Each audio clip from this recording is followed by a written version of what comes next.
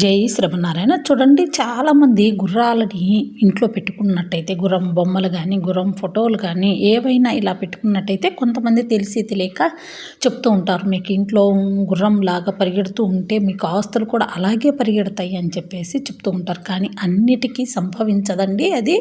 అయితే మనకి ఏం చెప్తున్నారంటే, మన పురోహితులు పెద్దలు అందరూ కూడా గుర్రాలు అనేది మీరు ఇలా పరిగెడుతూ అంటే కృష్ణార్జునులు యుద్ధం చేసేటప్పుడు పరిగెడుతూ ఉంటాయి కదా, వాళ్ళ మీద రుసరుసలు కేకలు ఇంట్లో కూడా అలాగే ఉంటాయని, ఎప్పుడు ఒక యుద్ధ వాతావరణం ఉంటుందని చెప్పేసి పెద్దలు చెప్తున్నారండి. యుద్ధం చేసేటప్పుడు ఇట్లా కృష్ణార్జునులు గుర్రాలతో ఉన్న పటం ఇంట్లో ఉండకూడదని చెప్తున్నారు. అదేవిధంగా గుర్రాలని కోపంగా కూడా ఉంటుంటాయి, ఒక్కోసారి పరిగెడుతూ కోపంగా కసిగా పరిగెడుతూ ఉంటాయి అన్నమాట. అలాంటప్పుడు అలాంటి గుర్రాలు ఉన్న ఫోటోలు కూడా ఇంట్లో ఉండకూడదు. అసలు నాకు తెలిసి గుర్రాలు ఉండే ఫోటోలు ఏవి కూడా ఇంట్లో ఉండకూడదండి. గుర్రపు నాడని అది అంటే గుర్రానికి కాళ్ళకి పెట్టి వాడేసి తీసేస్తారు చూడండి, అటువంటి ఇంట్లో పెట్టుకుంటే, అది కూడా మెయిన్ గుమ్మంలో పెట్టుకున్నట్టయితే చాలా మంచిది.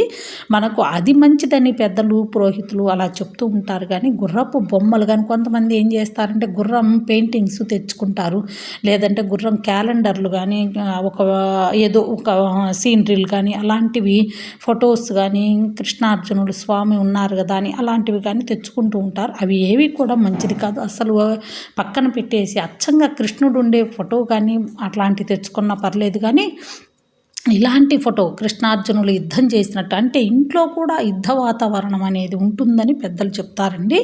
అయితే అటువంటిది కాకుండా మీరు ఇలాగా మామూలుగా గుర్రపు నాడ తెచ్చుకొని ఇంట్లో పెట్టుకున్నట్టయితే ఖచ్చితంగా మీకు గుర్రం రేసులాగానే పరిగెడుతుంది. మీ కాపురమైనా లేదంటే మీ ఈ బిజినెస్లైనా ఏవైనా కూడా, అయ్యో మేము ఉద్యోగం చేస్తున్నాము మాకు వచ్చేది జానా బెత్తడే కదా, ఇంకా ఎలా గుర్రంలాగా అంటే అవే మిగిలి వడ్డీల రూపంలో వస్తూ ఉంటాయి.